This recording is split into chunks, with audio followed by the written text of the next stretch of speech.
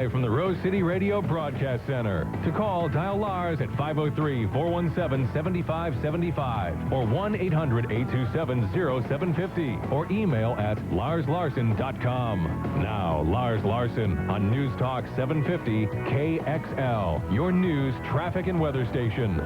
6 minutes after the hour, and glad to have you with me on this Thursday. The weather's getting a little soggy. It's looking more like fall in the Pacific Northwest. Nice to have you with me, and you heard the phone numbers. If you'd like to get in touch with us, you can certainly email, and we're going to be doing Big Ballot Thursday here in about a half an hour and tell you how I'm filling my ballot out and invite you to call in and do the same if you feel like disclosing who you're voting for or what you're voting for. I found that while I was focusing on a whole lot of statewide ballot measures and national candidates and statewide candidates, there were some interesting local issues, and I'm sure there are in your community as well. Our fax number, if you'd like to fax me, is 503-736-5012. It's my pleasure to welcome to the studio Mitch Shults. How are you doing today? I'm doing great, Lars. How are you? What's it like being the Libertarian candidate for state treasurer? Well, I tell you what, it was a lonely place to be at the beginning of this race, but at this point it's feeling kind of surreal. I've, in the last week, been directly endorsed by the Salem Statesman Journal and quasi-endorsed by Willamette Week, believe it or not. Quasi-endorsed? They didn't make it definitive? I haven't finished reading through that telephone book. You have to read it. They basically describe me as the brightest candidate for state treasurer and suggest that Frankenstein grafted my brain into Randall Edwards' body. I'm not sure I like that idea, but it's an interesting notion. Then we'd extract Republican John Kvistad's sense of humor. After steadying his hand with a shot of Jägermeister, we'd ask Frankie to graft these qualities onto Randall Edwards. Okay. Tell people a little bit about your background, because I'll tell you something. I am disappointed in my friend John Kvistad, who is a Republican and a conservative, but I think he spent too much time hanging out with the socialist geeks at Metro and became, something that was an amalgam.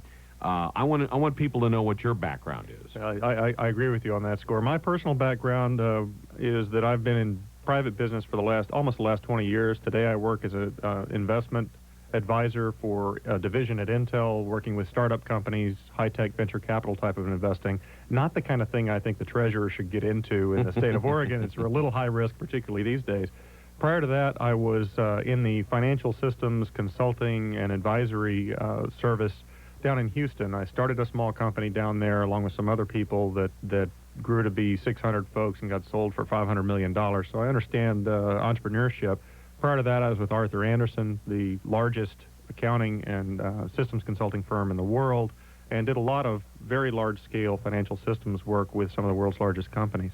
So I've been there, done that when it comes to the kind of things that the state treasurer does. So you're in private business. Why in the world would you want to leave private business to manage money for a state? Well, I am really seeking a pay cut. I thought that'd be a great idea. What, the taxes are too high? The taxes are too high. Al Gore's going to get into office, and you may as well give it up ahead of time? Might as well get out early while the getting's good. I've been in the high-tech industry for 20 years. In dog years, that's about 50. And I'm ready to give something back to Oregon, where I grew up and where I'm trying to raise my family. I think I can make a difference here. You know, you would think, tell me if I'm wrong about this, state treasurer, not an office I spend a whole lot of time studying, but as I understand it, the money that you invest is around $50 billion? Approximately, okay. Yeah. $50 billion that cannot be invested selectively. The state constitution does not allow you to say, we're not doing any tobacco stocks, or we're not doing any alcohol stocks, or gun stocks, or Viagra stocks, or RU-46 stocks, right? So you can't twist it around politically. And you're simply supposed to get the best possible return at a moderate risk or a low risk. I mean, it varies depending on the fund involved. But I mean, you're not allowed to do what an individual could do, which is say, I'm healthy, I'm strong, I think I'm gonna be working for a good long time, so I'm gonna invest 20% of my money in high risk stuff and 40% of it in moderate risk stuff and a bunch of it in no risk or low risk stock. Basically, you're supposed to be just this tightwad, conservative, blue chip only stock investor. Why do we need a state treasurer at all? Well, I asked that same question. In a lot of places, it's an appointed position. Certainly at the federal level, it's an appointed position. I'd have to go back to the original documents for the state to understand why exactly the treasurer is elected, but he is. So as long as that's true, it's a position of some influence, and I figured I'd go for it. It's a winnable race this year for a third party. You mentioned one item there that I'd like to expand on. You're right, the treasurer doesn't really have a lot of direct influence over how the money is invested. That's really the decision of the Oregon Investment Council, which is primarily private sector financial executives, of whom the treasurer is one voting member and not the chair. And all they do is select a bunch of fund managers who actually manage the money on behalf of the asset holders in those accounts. The main asset under management by the Treasury is the Public Employee Retirement Fund, which over 100,000 Oregonians are members of. And your point is exactly right. Today, not a single one of those people has any meaningful say in how their money is invested. So basically, the OIC is making a set of choices in terms of portfolio allocation that is applying to all of those people. That's just not a good way to optimize investment returns for each individual person, which is why I've suggested that we ought to allow members of PERS the option. Really? Of like a investing their own money. 401k? Just like a 401k. I go online and take a look at what little I've got in there and then say, well, I'll allocate a little bit over here and a little bit over there, and I can choose those things? That would be the idea. Would that be any big deal to accomplish? I know that the Democrats right now at the national level, I just happened to run into this fact last night, are saying that if George W. Bush wants people to be able to invest a little teeny bit of their Social Security money on their own, that will take 50,000 federal employees to manage. Now, I'm sure that they did not do that equation to benefit George Bush, but would it be tough to set, say, PERS members up for the same kind of deal that most employees have, where they can log on or get on the computer and check out what their investment's doing and move the money around themselves? Barring legal constraints and those kinds of things, I could get that done in about a week with Fidelity.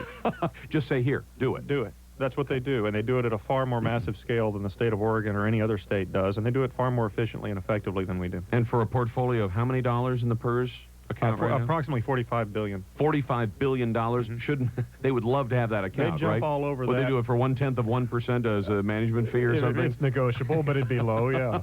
And they'd still make money. And make it up in volume, right? That's right. So that could be done very quickly. Why hasn't it been done already? Well, basically because PERS is such a politically attractive thing for the state legislature. In the last biennium, the legislature submitted no fewer than 61 separate bills that would have had the effect of changing PERS in some way or another. One would have limited PERS retirees of a particular class to a certain level of income after retirement. It's a very discriminatory program. Basically, if you're new to PERS, you get hosed. If you've been in PERS forever, you get a great deal. Golden parachute. Let's take one call before the break. Steve's on the line from West Hill. Steve, how you doing today? Well, I'm doing fine. Lars, thank you. You give me a reason, though, where I don't have to hold my breath, hold my nose, and vote for Kvistad. Who, if Kvistad's a conservative, though, I'm a neo-Nazi. And I'd like to ask the gentleman you're talking to if the taxpayers' dollars couldn't be invested in, say, a company that furnishes DMV computers, where the company gets paid $76 million over the contract and doesn't even have to furnish a computer system that works. Or is that something only the PERS can invest in? It sounds like. No, the PERS invest in things like PAMCO, right? Yeah, other similarly brilliant ideas. Well, if a company can consistently get that kind of return for doing no work, more power to them. I have to question the wisdom of the oversight agencies that allowed that to happen, however. Thanks a lot for the call, Steve. Do you think anybody's really excited, other than you and John Kvistad, about the treasurer's race? Well, frankly, it is a pretty dull position, and a lot of people are not aware of it. I think one of the things I've done in this race is make people more aware of it, is by providing one of the more interesting races at the statewide level as a result of my participation. It really is very important. If you care about your money and your future, that's a big chunk of change that are under management by the Treasury, and if they screw it up, it could be a big deal for Oregonians. When we come back, I want to talk to you about some of how that PERS system works and how the promises that have been made to some state employees about the kind of performance they'll get. We're talking to Mitch Shults. He's running for state treasurer in the state of Oregon. Your phone calls are welcome. 503-417-7575, 1-800-827-0750. Email Lars at larslarson.com or send me a fax, 503-736-5012. You've got the Lars Larson Show. 750 KXL, real-time traffic and weather together, brought to you by American Standard. Your local American Standard dealers bring you Todd Dorsey. Still having tie-ups on I-84. We have an accident inbound near 43rd. Highway crews trying to get that out of the way. It's in the left-hand lane. We're stacking up again back towards 205. They're in the cleanup stages of an accident on the Sunset. 3 cars at Murray. Only 1 car left and being hooked up to a tow truck right now. Looks actually like they've moved that off to the side of the freeway, but there's still some slow traffic there as everybody slows down to take a look. Out of Vancouver, looking better back towards a almost 6-minute drive in from the Interstate Bridge into downtown. The Jim Lowell exclusive 750 KXL weather forecast today. Mostly cloudy with chance of rain. We're looking for a high of 59 tonight. Partly cloudy, a low of 45. Friday, we should have clouds with rain late in the day with a high of 57. Right now in Salem, it's cloudy and 49. Vancouver, Portland, both rain and 51 degrees. I'm Todd Dorsey, real-time traffic and weather together on News Talk 750 KXL, your news, traffic, and weather station. Courtside Monday night is on News Talk 750 KXL. Join us Monday night at 6 p.m. as Blazer expert analysts Steve Jones and Mike Rice dissect the Blazers and the NBA. The latest trade rumors, superb interviews, hear from the Blazers and NBA stars. Courtside Monday night is now on News Talk 750 KXL, your news, traffic, and weather station. Have you finally gotten fed up with the public schools and decided you're simply going to tutor your kids at home? Do some homeschooling? Because you know that, after all, that last national spelling bee they had, heck, all 3 of the kids were homeschooled. And you think about some of the people you hear and the success stories they'll tell. I can tell you where to go for some extensive teaching tools and tutoring helps for you or maybe your college-bound child who got a little bit behind in some of those lessons. It's Christian Supply Stores. They've got great baby and wedding and anniversary gifts. They've got a friendly atmosphere and, of course, books. Books on improving your relationship with your wife, your kids, the people around you. There are 8 different stores in the Portland metro area. You can find good music for teenagers without the violent messages and find books that'll help you through all the tough times in your life. Times of death and illness and loss, they come to all of us, and we all have to get through them. 8 different locations, including Lloyd Center, Washington Square, Clackamas Town Center, and the main store at 102nd and Division. Christian Supply Stores for the goodness in your life. If Measure 94 passes, up to 1,300 of Oregon's most violent criminals will be released out of prison scot-free within 90 days of the election. Rapists, child molesters, kidnappers, robbers, killers, released back into the community to live freely among you and your loved ones. Under Measure 11, the voters stepped in and got tough on violent crime. No more soft judges, no more excuses from politicians. And it worked. Before 11, a violent rapist could be out in about 2 years. Under 11, a minimum 8 years. A convicted murderer before 11 could be back in the street in about 7 years. Now it's 25. That's why violent crime went down. They can't hurt you if they're in prison. Measure 94 is a terrible idea. Innocent victims will get hurt. Vote no on 94. Paid for by, if 94 passes, up to 1,300 of Oregon's most violent criminals will be released. Committee. The Attorney General race between Kevin Mannix and Hardy Myers. Now, there's a difference. Kevin Mannix wrote Measure 11, Oregon's landmark law preventing early release of Oregon's most violent criminals. Hardy Myers chaired the committee that resulted in violent rapists getting little more than 2 years and murderers being put back in the street in less than 8 years. Kevin Mannix wrote Measure 40, establishing victims' rights. Hardy Myers opposed it. And while Kevin Mannix was busy pushing passage of Oregon's first felony drunken driver's law and authoring Oregon's nationally recognized anti-stalking law, Hardy Myers was nowhere to be found. And Hardy Myers not only opposed the death penalty, but threatened to resign as Speaker of the House if Oregonians were even given the chance to vote on it. I wrote Measure 11, and I promise you, as your Attorney General, I'll keep violent criminals behind bars. Tired of soft-on-crime politicians? Vote Kevin Mannix, Attorney General. Paid for by Citizens for Mannix. Hi, I'm entertainment reporter Sean Taylor. Here's what's happening at 750 KXL. This Friday, join 750 KXL's Lars Larson and Dave and Dwight, broadcasting live from Hoffman's Dairy Garden in Canby. It's almost Halloween and time to visit the Scary Garden for the area's spookiest haunted house and corn maze. Tony and Tina's wedding is back in Portland, and we want to get you in the mood. Listen to 750 KXL all this week for your chance to win a trip to their honeymoon destination aboard Allegiant Air and a 2-night stay at the New Frontier Hotel and Casino. Tune in to win. Go back in time at the Antique and Collectibles Show this weekend at the Portland Expo Center. See 1,300 booths filled with vintage items from handmade turn-of-the-century linens to estate jewelry. That's this weekend at the Portland Expo Center, Saturday 8 to 6 and Sunday 9 to 5. Sponsored by 750 KXL. I'm Sean Taylor, and that's what's happening at News Talk 750 KXL. 'Cause I'm the tax man. Yeah, I'm the tax man. 50,000 watts of First Amendment freedom. It's Lars Larson on News Talk 750 KXL, your news, traffic, and weather station. 22 minutes after the hour, and talking to the man who would like to be Oregon's next state treasurer. Mitch Shults is in the studio with me right now. We're taking your phone calls. You don't mind doing that, right? Not at all. Talk to some average Oregonians who are putting all that money in the state coffers. Rick's on from Beaverton. Rick, how are you doing? Well, I'm very well this morning, Lars. Greetings. And Mitch Shults, absolute greetings from a fellow Libertarian. I had a question to ask, Mitch. Yesterday, I was actually speaking on the afternoon show here on the flagship station regarding your race. And at your website, you have a state budget based on the, correct me if I'm wrong, on the 1999 state budget. Is that not right? The 99-2000 biennium, that's correct. Right. And I misquoted and said that, based on your budget, you had cut over $2 billion off of that. In reality, was it not more like $3.5 billion?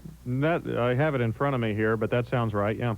Okay. Now, my question to you is how do we go about instituting that? Because you as state treasurer alone can't do that, but obviously you see a way of cutting a lot of the fat out of the state budget, yet preserving all the vital services. Yeah, that's right, Rick. And let me give you some context here. I prepared this budget proposal as I was getting ready to endorse publicly in Measures 8 and 91 in front of the Lions Den down in Salem with the Capitol Press Corps. I felt it was necessary for me to actually take a position on what exactly I would propose cutting if I was going to support 8 and 91, and that's the context for this budget. What I did was I went through the 99-2000 biennium budget from the Legislative Finance Office at line item by line item for the all funds budget, and I applied a set of basic fundamental principles about competitive privatization, efficient business operation, and elimination of those things that are simply an illegitimate activity of government. Bone marrow transplants for convicted perverts from Mexico. That would be one example. There's $15 million right there. And as I went through that, it's a very tedious process, but if listeners are interested, they can get this on my website, and it goes through a specific justification of each and every cut. Now, this is a proposal that I would suggest to the legislature they ought to consider when 91 in particular passes, and 8 may yet pass. Because they're going to have to make some changes in order to live within their means, and I think that's good. I don't suggest that this is the only way of accomplishing the objective, but I did reduce the budget substantially without impacting education spending at all, which basically proves that the opponents to those measures are propagandizing. Rick, well, Mitch, I just want to say you certainly have my vote, and I've already marked my ballot yes on 8 and 91. Thank you very much, Thanks, Mitch. Rick. Let me ask you this. There are a lot of people running around saying the sky is falling. The governor says the sky is going to fall if 91 passes. Yeah. It doesn't have to? Not at all. Okay, I plan to vote for 91 and 8. I think it's good fiscal policy, and I think that what we're hearing is the same old line we heard on ballot 5 and ballot 47, and every other time you try and take money away from government. You know, one of the things that I've learned in business and that Andy Grove teaches at Intel is that the best time to make adjustments in your budget priorities and your spending patterns when you're fat is when you're doing well. Yeah. You don't want to do it when the sky is falling, and there are economic difficulties ahead of us, and now is the time to make the kind of adjustments that will let us deal with those more effectively. Instead of waiting until things are really tight, because, say, the economy hits a hiccup, we go into a short recession, Oregon usually leads the way because of wood products and nursery products and a lot of things that are still big dollar items, despite the fact that the silicon forest is out there. And so you immediately lose state income and have to make adjustments within a 2-year budget. Absolutely. But you're confident that 91 and 8 could be accommodated in the state budget, that we could have a limitation or an expansion of the amount of the deductibility of federal income taxes and limit the amount that the state can spend based on Oregonians' income and still have public service provided in a good way. Absolutely. Okay. No question. Anything else you want to tell people about your candidacy? Oh, let me take one more call. Let's get Dave on from Portland. Dave, how you doing? Fine, thank you. Want to sneak you in? We got about a minute and a half total. Go, Dave. Okay. Thanks for being one of the best Libertarian candidates out there. If the Libertarians weren't so off base on land use policies, they might be good to vote for sometimes. But I wanted to ask you, why Social Security should be, in my view, protects everybody else, and it shouldn't be invested freely because people can blow it that way. And the reason it's good for everybody else is it makes sure that we don't have a social disaster. It's a small base, and I wanted to know your opinion on that. To me, it seems like... Let me get his answer, because otherwise you won't have any time. Go ahead, Mitch. Yeah, I understand your point, and there certainly are risks associated with private investing. At the same time, however, I don't subscribe to the view that individuals are idiots. They look out for their own interests, and with a little education, they can be relied on to watch out for themselves and have an appropriately balanced portfolio with some guidance and education.